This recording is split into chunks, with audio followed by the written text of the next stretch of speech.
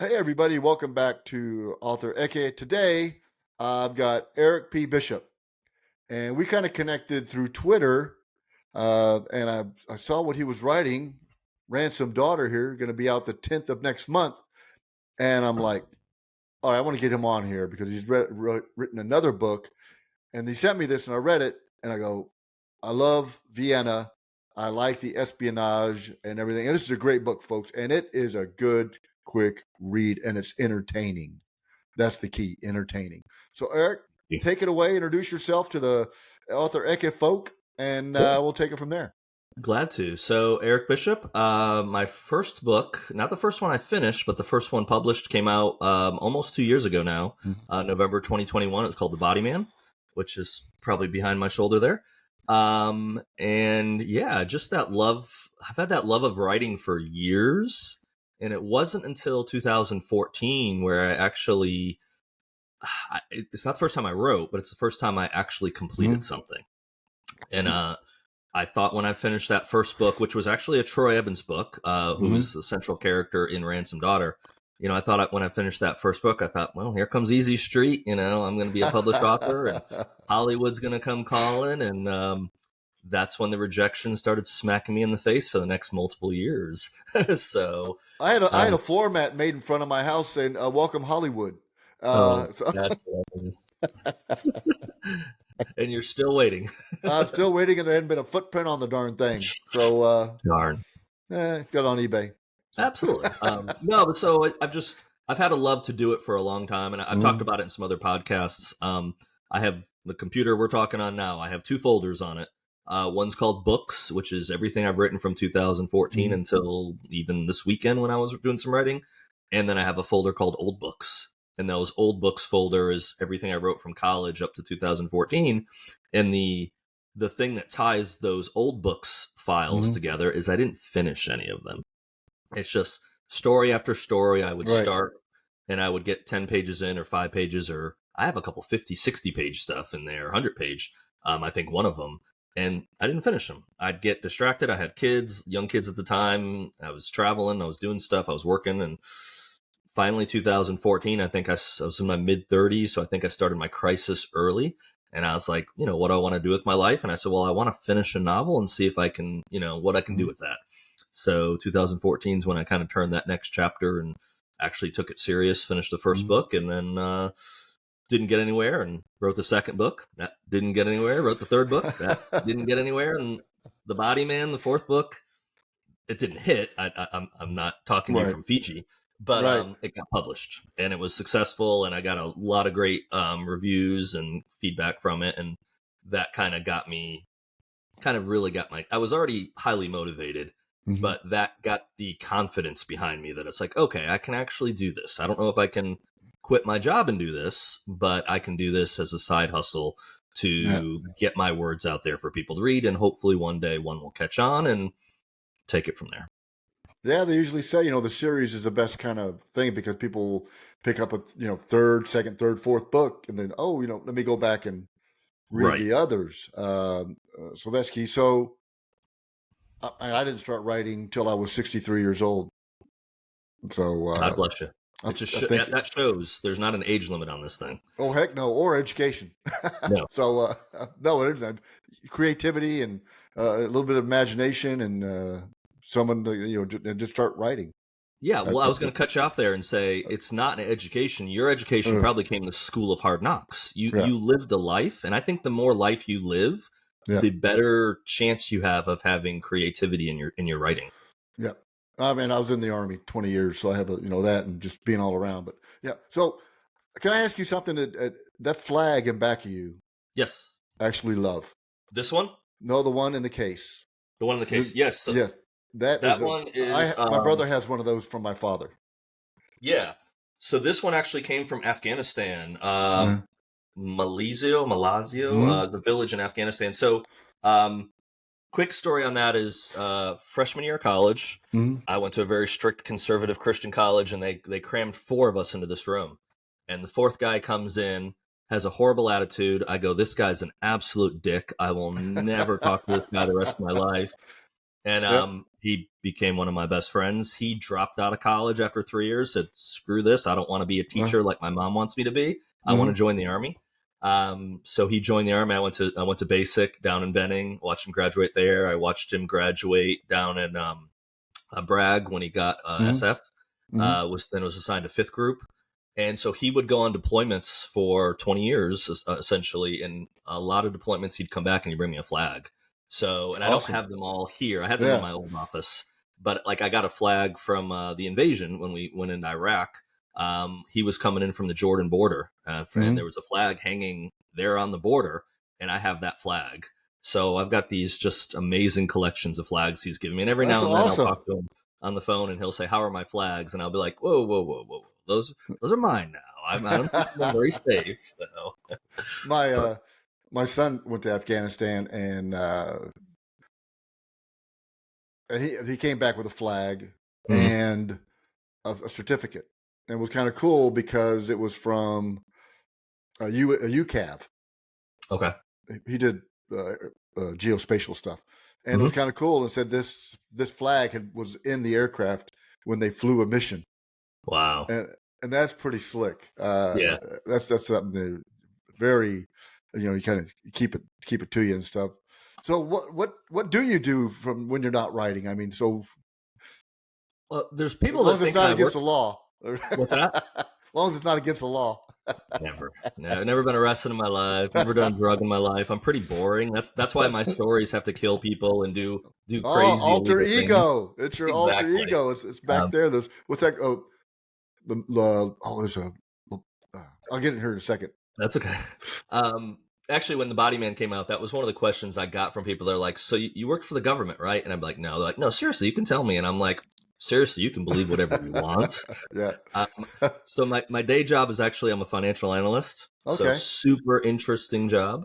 But now I work for a title insurance company. It's just kind of one of those, your life sometimes goes in a direction you probably wouldn't have predicted when you were a teenager. Yep. But it's a good job. It allows me to have the freedom to write at night. I don't have to, work multiple jobs to pay alimony and all the fun stuff that happens later in life sometimes.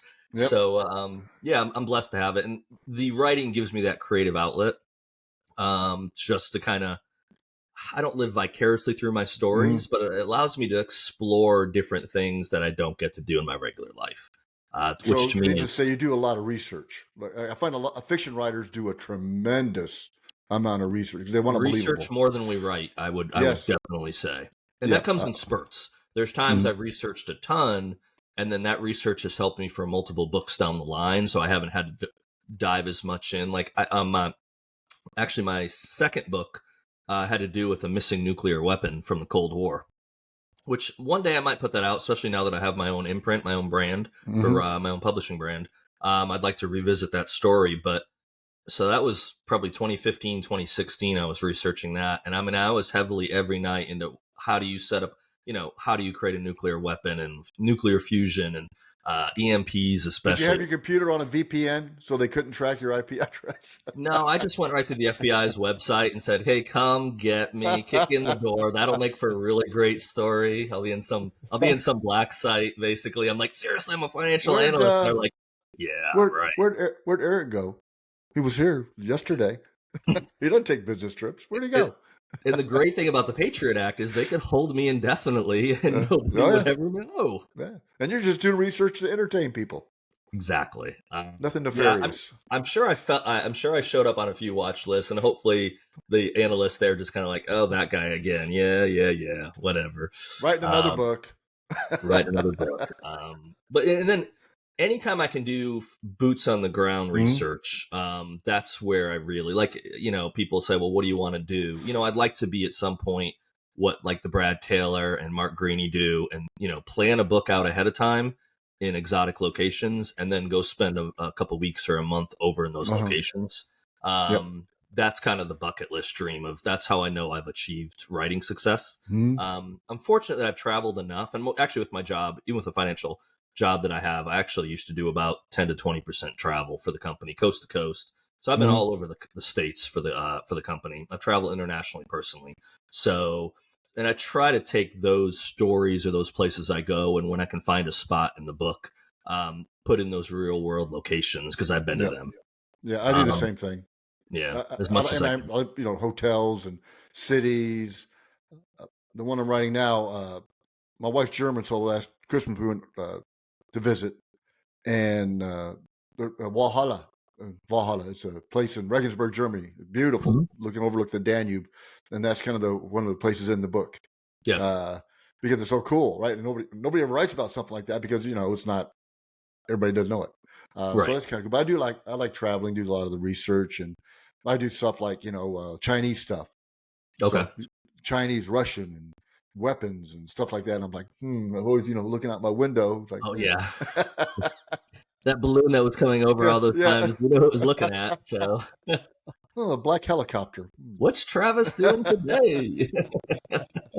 Oh, and because I retired now. My day job is a school bus monitor on a special education bus for little kids. I love it. How rewarding. Sure. Yeah. Yeah. The Chi-Coms are not believing that. I So. told them my job is to get you guys in shape for the military. They're like, what? There you go. But yeah, so it's great. So tell us about the book, the latest one, Yeah. Ransomed Daughter. It's a novella.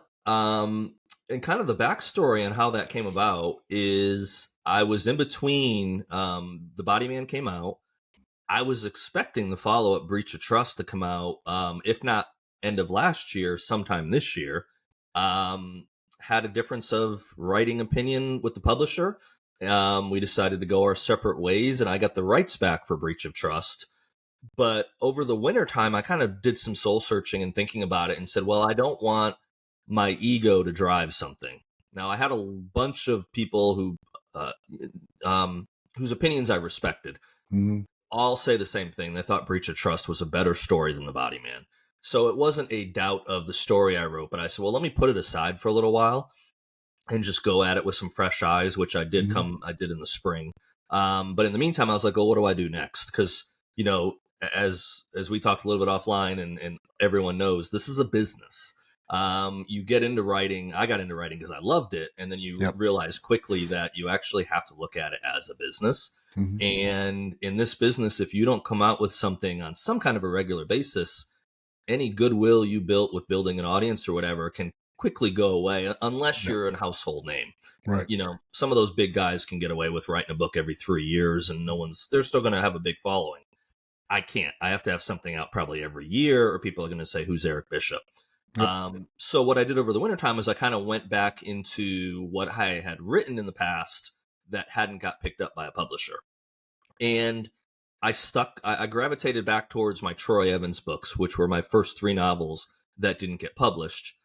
I didn't want to touch them at the time because I knew how much work it would be to fix them, to make changes, because I've changed as a writer since 2014 when I wrote the first book, Vengeance. But I had written some other stuff, some smaller stuff, novellas, short stories. And I picked up Ransomed Daughter, which I had written years back. And I was like, I read through it, read it in like, an hour and a half, 2 hours, real quick read. And I'm like, okay, there's a lot here that I can jump off of and work on.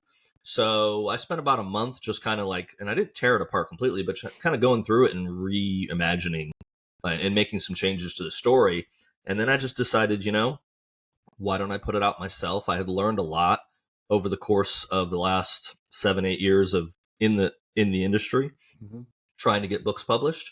And so I started probably back in about February or March, just kind of, okay, what do I need to do to start my own publishing imprint?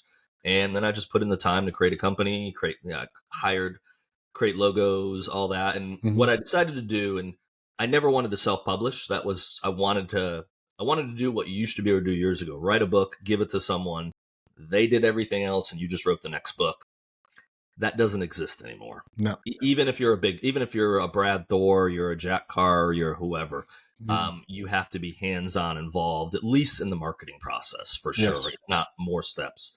So I had learned so much that I said, well, let me give it a go on my own.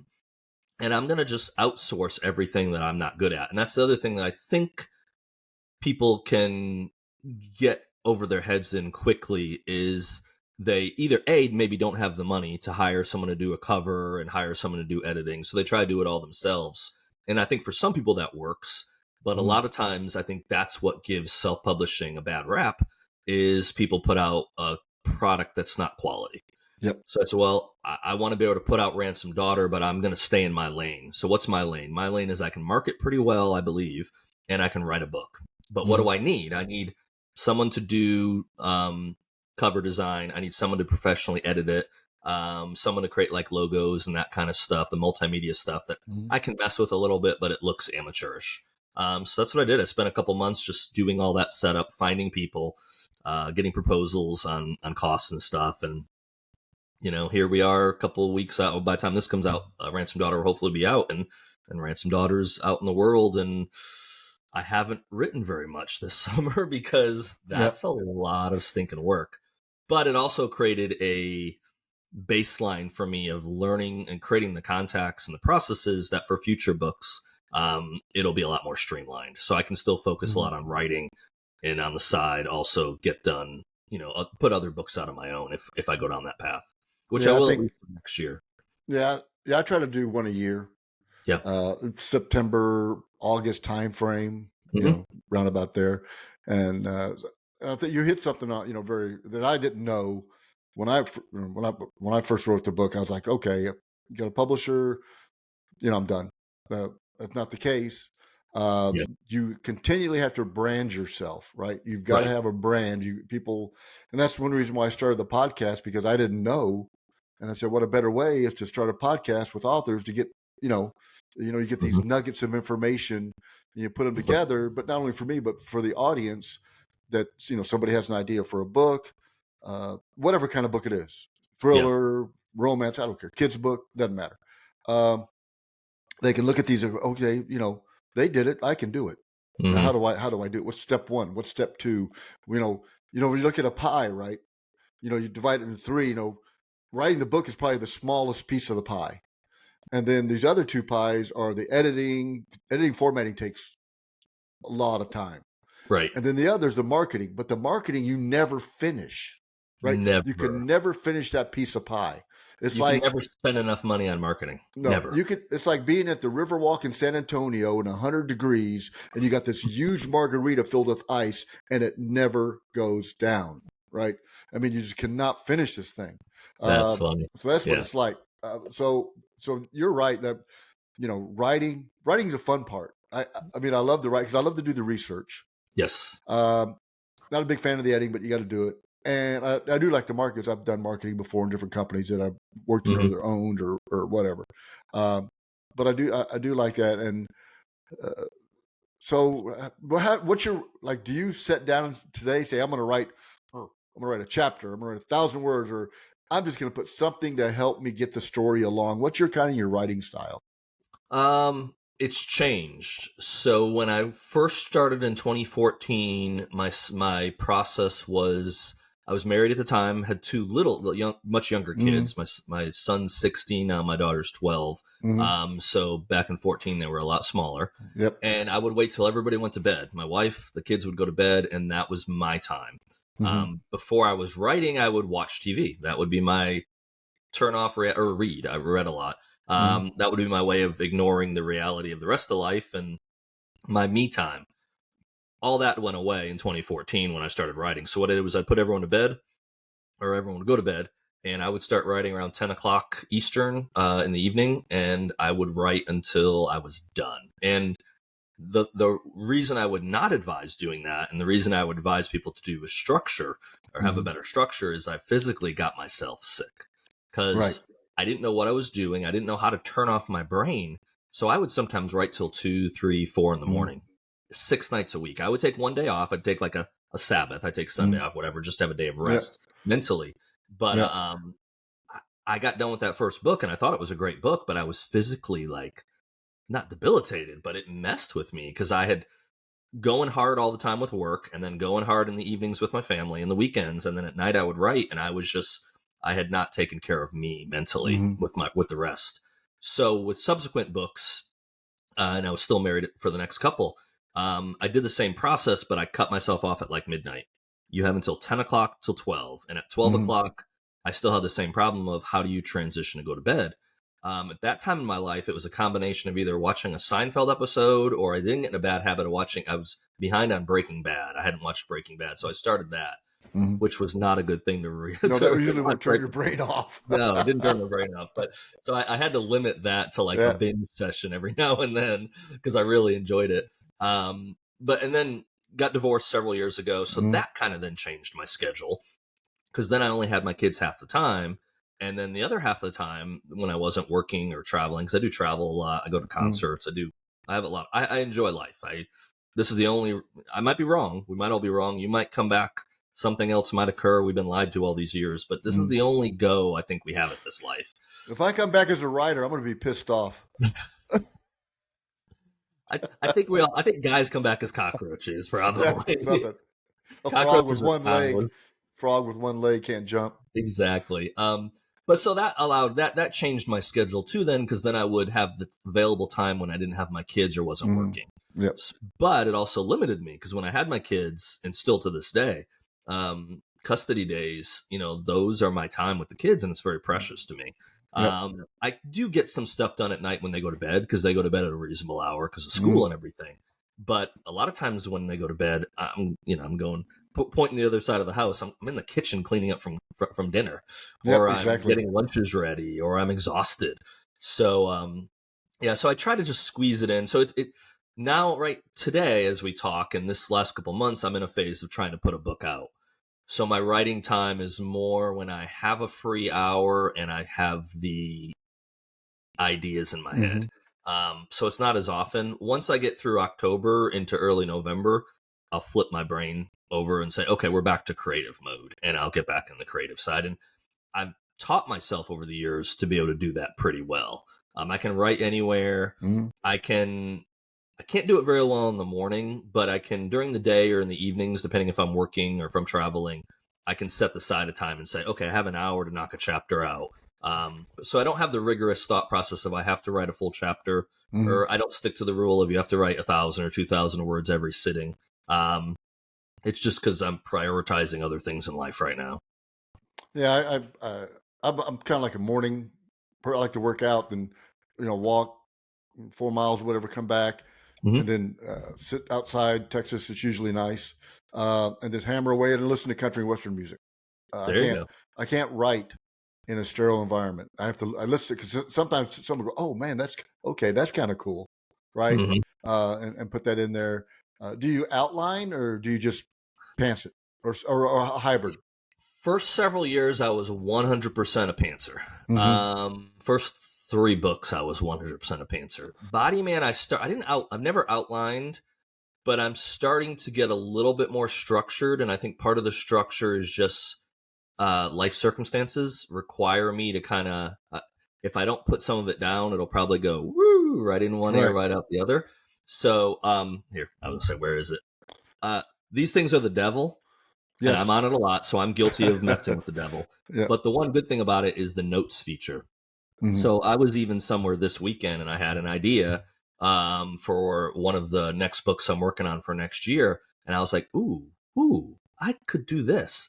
And I just went to notes. I hit the little microphone button, and I left myself like a 3-paragraph, do this, do that, do that, do that. And it took me 3 minutes.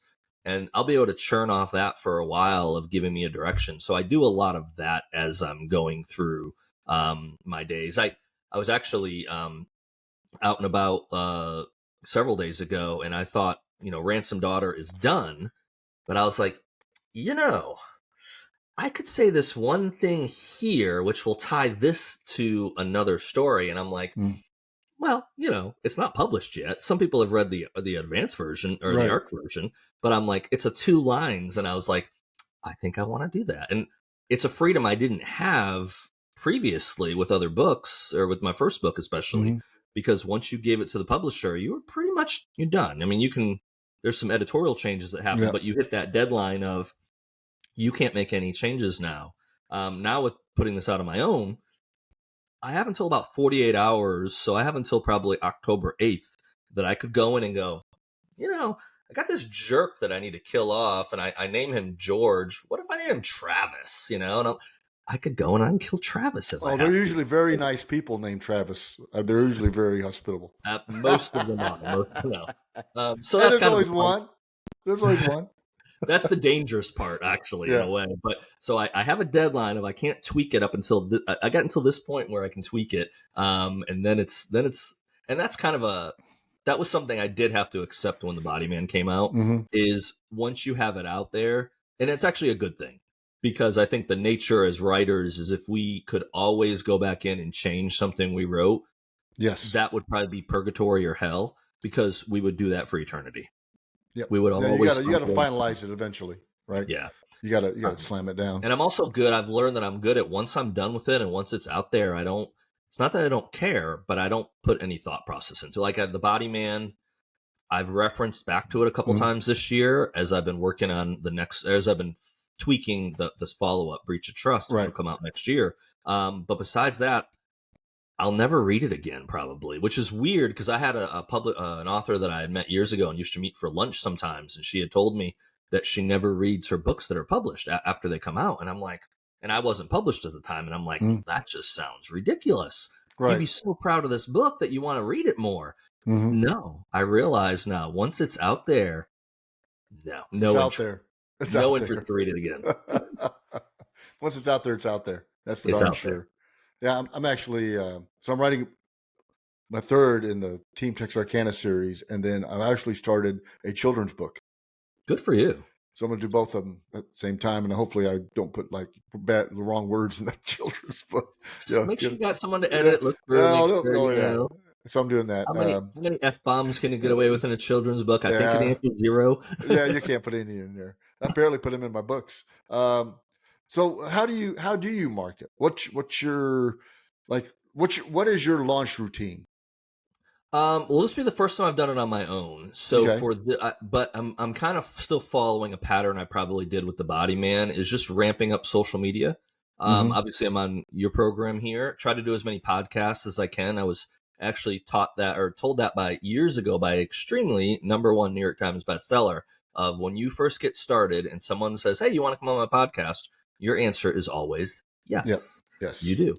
Yep. Because you don't know. And I know some people might look at it and go, well, I don't want to be on a podcast that has 3 views or 3 listens. I want to be on Joe Rogan. Everybody wants to be on Joe Rogan. Everyone wants to Mm-hmm. be on, whatever, name a big Right. name podcast.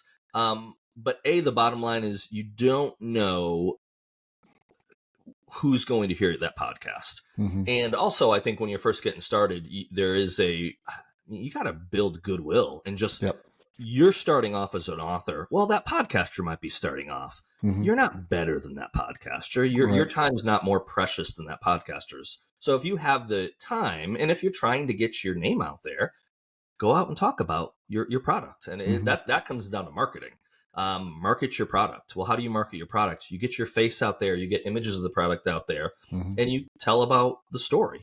And hopefully that resonates with, a handful of people. Maybe it'll resonate with thousands, tens of thousands of people. And all you can do is your part, which is talk about your story and try to, get people interested in it. Yeah. I know this year I missed, was that BroCon or BusherCon. BusherCon? I missed it, Yep. but I'm actually already registered for Nashville. I will see you in Nashville. Yeah. Definitely go there. I took my kids and my mom actually to Yosemite back in July, Mm-hmm. and I was planning on taking the kids earlier in the year, and then my mom, who was turning 70, reached out to me, and she's like, I haven't been to San Francisco in like 35 years because we were going to go to San Francisco for a day or two before Mm-hmm. Yosemite, and she goes, "Can I come?" And I was like, "Well, of course you can come, Mom." So we get to take my mom, which kids got to spend time with Grandma, which was great. But I realized in doing that trip, yeah, there's no way I can fly back to California at the end of August. A month later, there's no way. Mm-hmm. I don't have that Hollywood map money, so I don't. Right. It's not going to happen. And conferences are great, so I look forward to seeing you at the Nashville one. They serve a couple purposes. The biggest plus for a conference is networking with fellow authors and people in the industry. And that might be the only plus for the conference. I think people think they're going to go to a conference and, well, I'll sell a bunch of books. You're not going to sell many books at a conference. No. At least my experience, you're not going Right. to. But you might meet someone that says, Travis, what have you written? And you give them a book, you give them your card, and they read that, and it could turn out to be someone in the industry that's like, hey, we might have a spot for you. Mm-hmm. We might have a home for you. You just don't know. And also just the networking that happens between Yeah, authors, which is something that surprised me because when I came into this in 2014, I figured it's highly competitive. There's I did probably a too. lot It's of really knives. not. It's really not. No, I figured there'd be a lot of knives that are going in other people's backs, and it's been a complete opposite thing. Mm-hmm. The amount of authors that have been gracious to me and given me time and read my books or helped with, here's a good way to market, it's just been overwhelming. So those are the conferences, and I'm sad I missed conferences this year because I don't get to see some of my legitimate friends in the I industry. didn't even know about him. I've never even heard of him before, which is bad, which is terrible in respects. So I wish there was a place where you could go and just all the conferences that Oh, get a or list. all get a list of all these things and links. Is just maybe I'll put that on my website. I'll figure all those out. But Yeah, that's actually because that, probably a service to have out there because I'm trying yeah, to think if there's one source that lists them all. A lot of it is knowing someone that says, "Hey, have you ever been?" The one I started with was Thriller Fest years ago.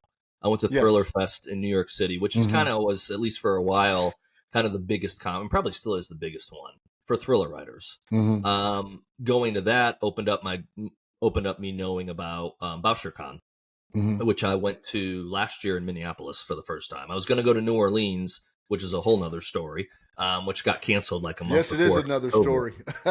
Yeah, I still ended up going, even though the conference got Of canceled. I course, still flew to New of Orleans. course. So,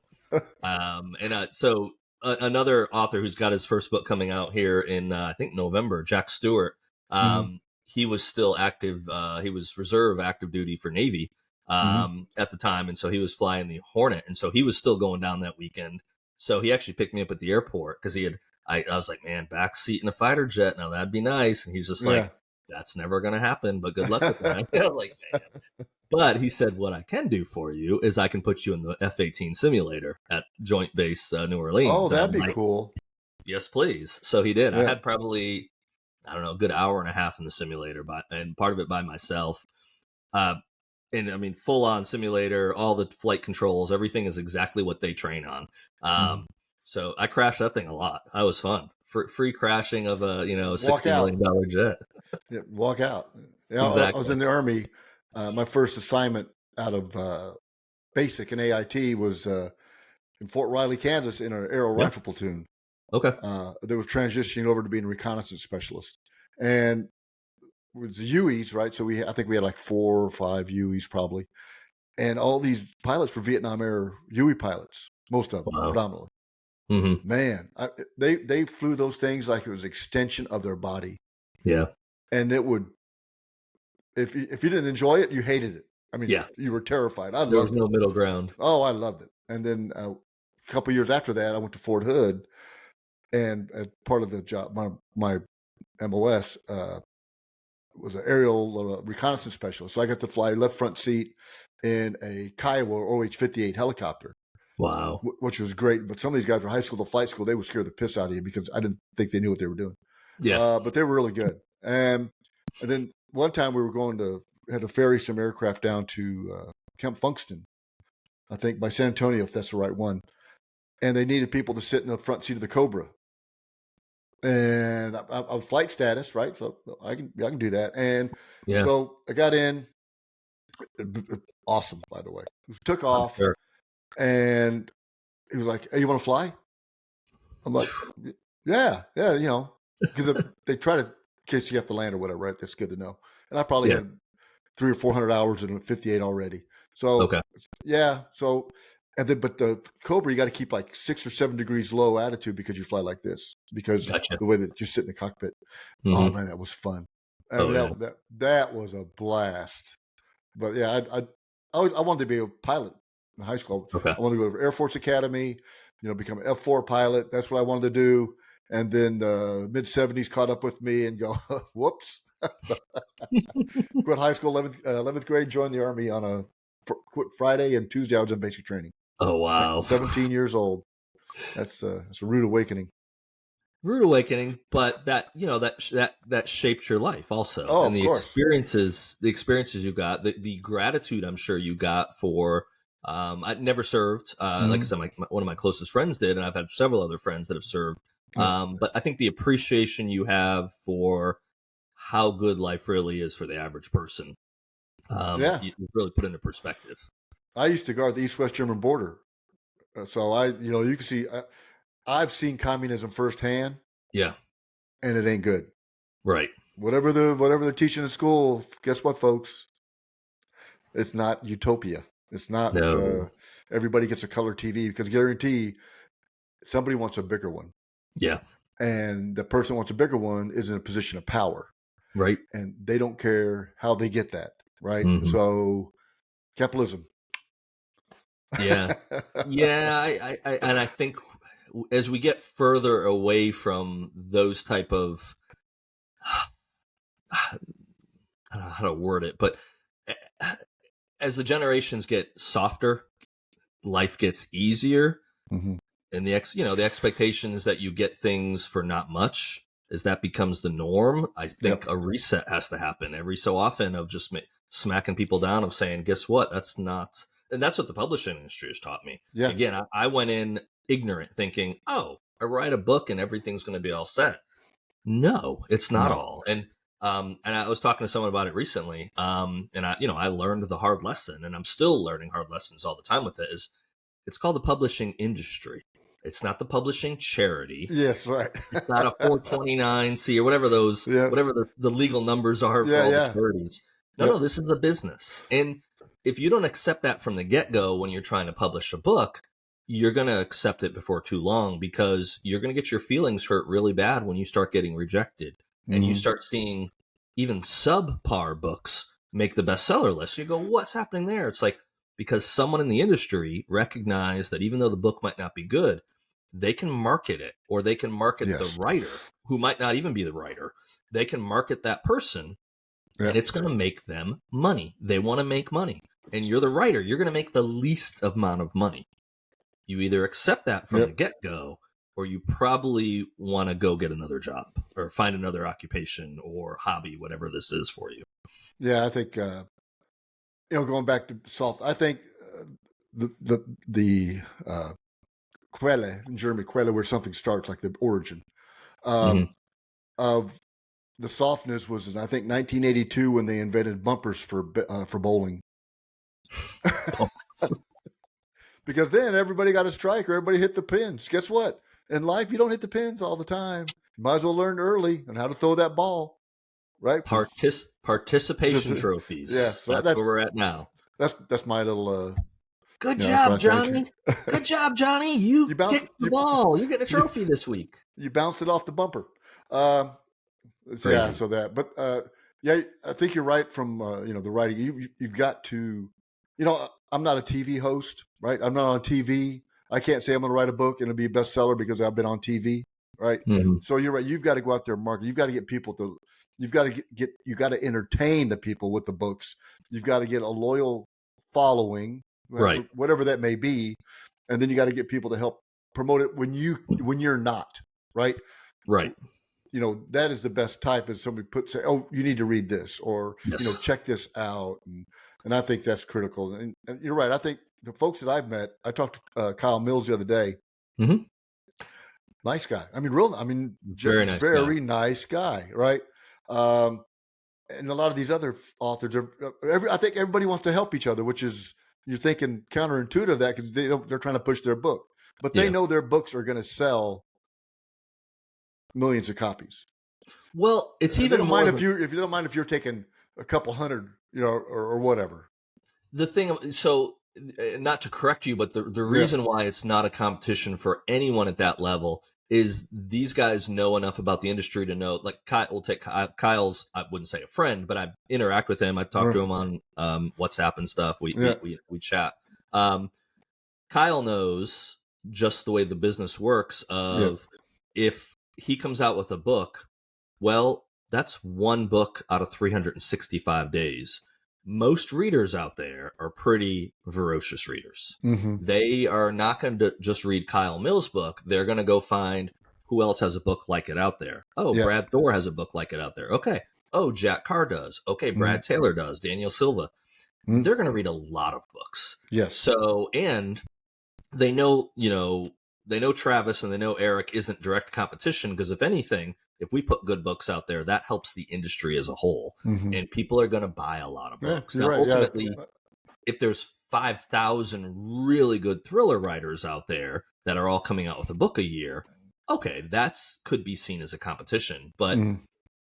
there's not 5,000 books out there that are vying for the New York Times bestseller list at any given week. Right. It's a much smaller number. And normally there's exceptions to it, but normally it's the cream that rises to the top. Mm-hmm. So it's the stories that really resonate. And even if you start, like you were saying, which I think is a perfect analogy, even if you start and you're just very small, you're not selling a lot of copies, getting a loyal following, getting a grassroots following. Because if Travis likes my book, well, Mm-hmm. Travis might tell his 3 friends, and his 3 friends are like, "Man, okay, Ransomed Daughter is pretty good." Well, those 3 people might tell another 4 or 5 people amongst themselves. Well, now you look at exponentially your names getting out there from one person saying, "I like this book," and telling a few people in their network. That can grow to be in a position where maybe 5, 6 books down the line, maybe you are Kyle Mills, maybe Right. you are Jack Carr, you are that. And a lot of that is taken out of your hand. The one thing you can do is you can create a good product, Mm-hmm. and then who knows what's going to happen. But Yeah. if you don't put a good product out there, I can tell you what's going to happen. Nothing. Right. If you don't write that first draft, you're going to have nothing to fix. You're Right. going to have nothing to sell. You're going to have nothing to come onto a podcast and talk about. So you've got to finish that first draft, and that's your starting point. And then is when the business really begins. You got a first Yeah. draft. What are you going to do with it? Yeah. I think when I told people I was going to write a novel, they were like, you, Travis? I doubt that. So then I was like, okay, now I got to finish it. Now I I have mean, to. now it's a Screw quest, you, right? people. Yeah, man, I gotta finish this thing. But yeah, and one other thing too, I think reviews, folks. You know, if you read a book, put a review out there. Just put a star rating. You don't have to write a dissertation, right? Right. Just put something out there because that does help with the algorithms and Amazon and floating the book up.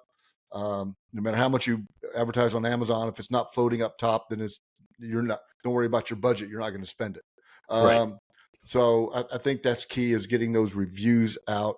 And I was talking, I think Joe Goldberg last week, Yeah, Joe's a and great guy. He's a and he was buddy of mine. thinking he was saying I think he asked somebody in marketing a book and go, so how long do you market a book? He goes, he thought maybe a couple months after the release, then you kind of go away, right? He goes, no, 3 years. Yeah. You market a book for 3 years, and because again, you write subsequent books, people want to go back and maybe get that. Right. That is a key. And I like doing book signings, right? I do book signings in Kroger, Mm-hmm. to meet people. People come by, they start talking about it, or they've read it. Oh, I love it. Or folks at work that read my book, and I gave them somebody a copy of Flames of Deception. Finished. He goes, "Hey, Travis, I want to buy Cobalt from you." Right. So he bought that. And then get done. He goes, "Hey, my buddy's got a birthday next week. I want to buy 2 more from you, Cobalt and Flames because I want to get them to him." And then another guy bought one both for his father. And he goes, "Travis," he goes, "my dad loved you." He says, "He could not put your book down." Mm-hmm. And I'm like, that's good. I mean, that makes you feel good, right? You got to put a good product out. But what you said, I think about the authors is right. I think I think everybody wants to help each other. I think it's a different environment than sales, right? Right. Because everybody's Well, in a like, sales job, you're going into a territory and you're yeah, selling paper. You're selling yeah, reams of paper. Well, if there's 10 guys in that region that are selling reams of paper, you're taking food out of one of those guys' plates, if not multiple guys. So we want to sell more. Books is just, it's not the same. Again, it's just not the same. It's not the yeah, same. And I think authors too, the other, for myself, I think you have a level of respect for anyone that actually puts the effort in and yeah, puts out a book. yeah, I think you immediately go, man, I know how much work that was. I know the commitment, because the majority of people that try to start a novel will never finish it. They give up oh yeah. I because mean, how many do you have sitting there, right? Until you decided, boom, I'm gonna finish one. Oh yeah, I have at least, so the old book folder has at least 15 subfolders in it. Yep. Yeah. So, and those are, the start of books or the start of a short story or novella. Yeah, there was quite a lot. And a lot of them were probably not finished for a reason because they sucked. They were horrible. That's the other thing too, is you see every now and then in this industry, you'll see someone at a young age get a lot of success. First Mm-hmm. book, second book out, boom, pops, Mm-hmm. and they're getting the big deals and all that. But as a general rule, if you actually look at authors that have made it, first of all, they don't normally make it or get to quit their day job until book 4 to 6. Mm-hmm. They have to have a bunch of books out there, and that's mainly because you need to have a fifth book or a sixth book that someone finds, and they go, "Wow, this Eric Bishop's a good writer." And then they go, "Oh, he's got 4 more other books or 5 more other books." Well, then they go buy those. Your residuals kick in. All of a sudden, you're Yep. making adult money versus peanuts. Yep. But also when you get to that, I think what you see authors achieve a level of success as they get a little bit older is they also have life experiences. And I think Mm-hmm. people's writing becomes a lot better when they're not, and nothing against 20 something year olds. I was a 20 something year old a while ago, but Yeah. you don't have those life experiences to draw on. You might have an amazing imagination, and that Mm-hmm. might be enough to finish books. Absolutely. But I think when you start getting in your 30s, 40s, 50s, or even like you said yourself, you didn't Mm-hmm. start your first novel till you're in your 60s. Mm-hmm. You have a lifetime of experiences to draw on for a novel, and you can really make authenticity pop in that Right. novel because you lived, even if you didn't live exactly what you're writing, you possibly traveled to those locations, or you Mm-hmm. interacted with someone that was in the military or in the government and they taught you something about what they did. Yep. Well, that's a lot more that comes across, I think, better in the written word, much better than someone that Googles, what does an FBI agent do? Or Right. what does an Apache how do you fly an Apache Mm-hmm. helicopter or whatever it might be. When you Yep. actually get behind and you feel the control. I've Yep. flown in 2 helicopters and they were civilian. They were the small little, Mm-hmm. I don't even know which ones they were, but I can use that for books of what the feeling was like. If I want to focus a book on a pilot, I probably need to get up a few more times. I probably need to be able to hold that thing and be able to see how I can move it. Yep. Or a simulator, like the fighter jet. I learned enough in an hour and a half that I couldn't make it sound like Jack Stewart makes his books sound like. Mm-hmm. But I'm also not just going, well, I saw a YouTube video on a flight simulator. No, I've actually pushed down on the throttle. I've actually Yep. hit the button for flaps, and I've actually had to. He actually, when we were doing the simulator, he's like, "Okay, I'm going to simulate a fire, and you're going to have to kill the engine mid-flight." And I'm like, "Okay, how do I do that?" He goes, "No, I'll walk you through it." That doesn't So we sound walked good. through all the little buttons you had to do to Yep. extinguish the fire and to get the engine, so you're not going to, blow up and crash your $60 million jet. Of course, then I get done with that. I'm like, okay, I want to turn them all back on. He goes, well, you can't really do that while you're in flight. He goes, but since it's just a simulation, we can do it. And we walk through the steps. Now I couldn't do them again. Now it's been a couple Right. of years, but I had that. I used my dexterity to do everything, and it's some of it sticks with you. He didn't say, "Well, Eric, congratulations, you just crashed our simulator." No, but what he gave me crap about was he wanted me to land on an aircraft carrier within like 20 minutes of flying this thing. Oh And wow. so I made like 4 passes over this carrier, and I think every time I overshot it. I don't think I ever came up short. I think I overshot it. Uh, And he was like getting not frustrated with me, but he was giving me crap. Like, dude, uh, you can't land on an air carrier. I was like, how many carriers have you landed on? And I think he was like 200 and something or 300 and something. I'm yeah. like, yeah, I don't want to hear it. And he goes, okay, just Practice. keep going, turn around, and let's shoot them. Let's shoot the aircraft carrier. And I was like, ooh, really? He goes, oh yeah, we'll arm the weapons, and you can shoot the aircraft carrier. And I'm like, now this is gonna be fun. So Excellent. I was Excellent. able to hit it with a few missiles. That's pretty big. They're pretty good size, especially the Gerald R. Absolutely. Ford. They're pretty huge. That's for darn sure. So, what? Anything else you want to tell the readers? Where can everybody find you at? That's Yeah, key. so all over social media, of course. That's how you have to market yourself. Mhm. Twitter, Facebook, or Instagram, even TikTok. Although TikTok, I'm probably too old for it. I try. I do it. Yeah, so if you go to Google and type in Eric P. Bishop, P is my middle initial. Paul, if you're religious, Paul the Apostle, or if you're a Beatle fan, you can think of the Beatles. And then my website, ericpbishop.com, that gets the links to everything. That can get you to pre-order Ransomed Daughter. But on October 10th, it will be out in ebook, paperback, and hardcover. And more than just Amazon, it'll be out there in Barnes and Noble, all the online distributors. It'll be out there.